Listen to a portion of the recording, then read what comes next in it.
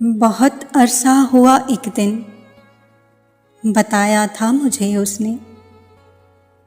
बनाना कुछ नहीं आता, अगर मैं कुछ बनाती हूँ तो बस चाय बनाती हूँ, पियोगे ना? और मैं इस बात पर मुस्कुराता ही रहता था कि बनाना कुछ नहीं आता, बनाती हो तो बस चाय। मुझे चाय से उलझन है, नहीं पीता नहीं पीता।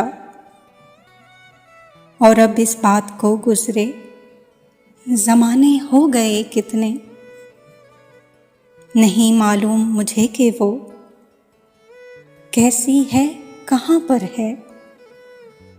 मगर अब चाय पीता हूँ, बड़ी कसरत से पीता हूँ, बड़ी हसरत से पीता हूँ।